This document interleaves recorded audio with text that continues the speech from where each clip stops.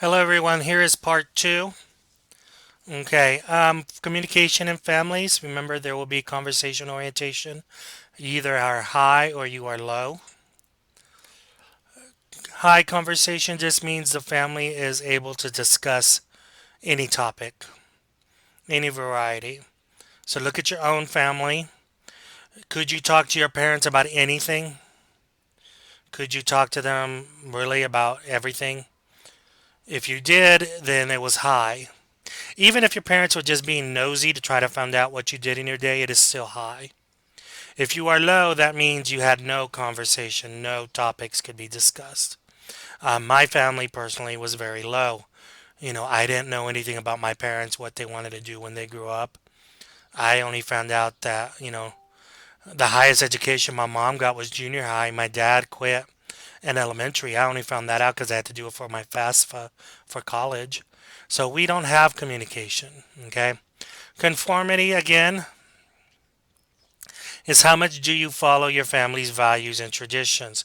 This does not mean following like curfew. It means like following the things that matter to you, matter to the family. So if your family were very big on volunteering, and so now you as an adult are volunteering, that's an example of conformity. It's high. If your family did things and now you've started new traditions, new values, then you are low. Some people may fall in the middle area, but you're either one or the other. Please read in the book about family communication patterns. It explains what these are.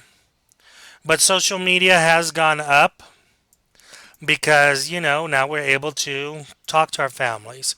We're able to communicate with them. Even though they're not in town with us, we can send them a text. Those of you who, I know Morgan is in the military. You don't live with your family no more.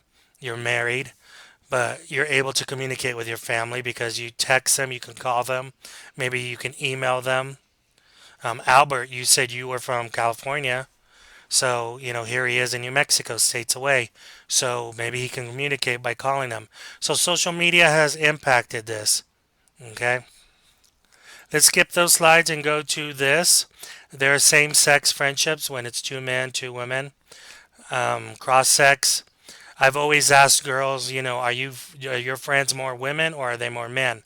Some girls have told me that they have no friends that are women because women are full of drama. So all her friends are males because she doesn't like to put up with it. So some of you may fall in with this. Some of you may be middle, equal amounts, whatever. The next term is friends with benefits. This is purely sexual. There's no friendship or anything like that. They just get together, have sex, and get done. Okay. Things that you need to take in consideration. There's always that question out there: can men and women really just be friends? And people have argued that yes, it is possible if one's gay. That's not true. Two straight people, a man and a woman, can be gay. I mean, can be friends as long as there's no interior motive. There's no you know secret romance or dreams or wishful thinking. Two people, it is possible for two people to be friends. Some of you may have friends out of obligation. That is a possibility. Your friend has a girlfriend, but you're friendly to her just because your friend is dating them, so you feel obligated to do that. So every relationship you have will have some sort of reason or logic to it. But men and women, yes, they can be friends. Same thing with social media friends. Some of you may not be able to see them.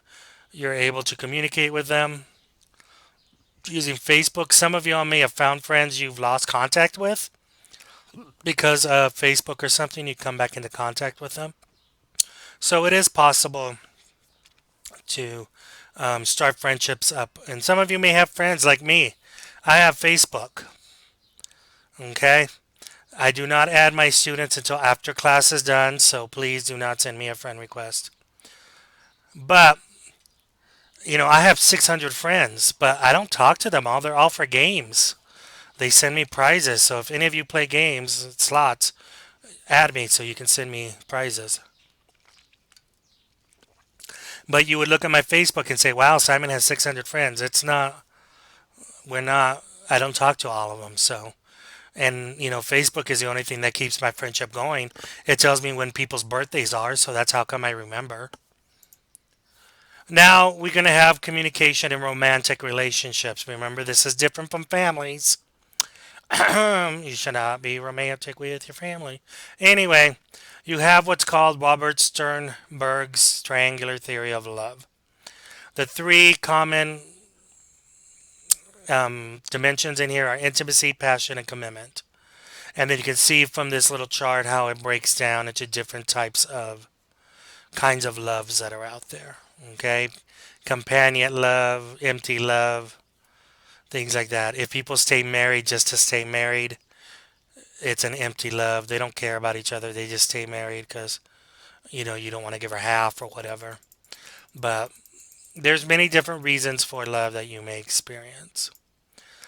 Commitment, it is a big thing, whether it's expressed or not. If you get married, that is an express commitment. For some people, it's just, hey, I promise to be your friend. But every relationship will have some sort of romantic turning point. Now, this is not always negative. It's referred to as a relational turning point. It's anything that puts stress on the relationship. Good things that happen in our lives can put stress on our life. Okay? Think about it. You're married, all of a sudden you're going to have a baby. While that is a positive thing, it is still stressful. You have to worry about another life. Am I going to smother it? Am I going to kill it in its sleep? What am I going to do to this poor life? You know? So it is a stressful thing. Buying a house, those of you who have ever purchased a house, it is exciting, it is fun, but it could be a stressful thing in today's society with all the bull crap we have to go through. So it's not always a negative thing. It can be a positive thing that puts stress. Every negative situation doesn't ruin a relationship. I've known friends who, both of them had an adulterous affair with other people, but now they're happier than ever. They're back together. They've rekindled. Most people would think, wow, that's crazy. He cheated on you. She cheated on you. But to them, it's brought them closer. So not every negative relational turning point will end the relationship. Some may bring it back. Here are some conflict styles that you need to be aware of: volatile, avoidant, validating. Volatile, of course, is meant to be painful. You cause pain to hurt them. It is not always physical abuse, it could be mental, emotional abuse. Sometimes people say that's worse than getting hit. But the whole point is to inflict pain. Avoidant, as you would know, is avoiding. There is, we avoid the problem, it'll get solved, which we all know that's not true. And then validating, this is that stupid Hollywood crap. We're going to fight for our love because it's worth it. Oh. There's an Akron song out there. If you don't know it, look it up. Where he talks about, well, we're going to fight for our love. Yes, we are. That whole Romeo and Juliet I mean, really, that's so stupid, but whatever. That's just me, full of love and romance. But some people do believe that it's worth fighting for, so it's validating, okay? Yeah, those people should be shot. Then there's also the languages of love. Every person will speak a language of love. You yourself have a language of love. Words of affirmation is just giving praise, telling people I love you. You my boo, you're my snookums, my love trumpet, all of that cutesy pet name, disgusting crap. Quality time, remember this is defined as spending time together doing things you both enjoy. It's not quality time if you're doing things she enjoys or he enjoys. Both of you have to be there to do it. Gifts, this is giving people gifts, showering them with gifts, making them things, buying them things, whatever the case may be. Acts of service, this is where you do things that are not normally done. Um, with this one, you have to be careful though. I'll give you an example. A friend of mine, for my birthday, sent money to China to sponsor a panda bear. And I was like, that's the stupidest thing I've ever heard in my life. Why didn't you just give me the money?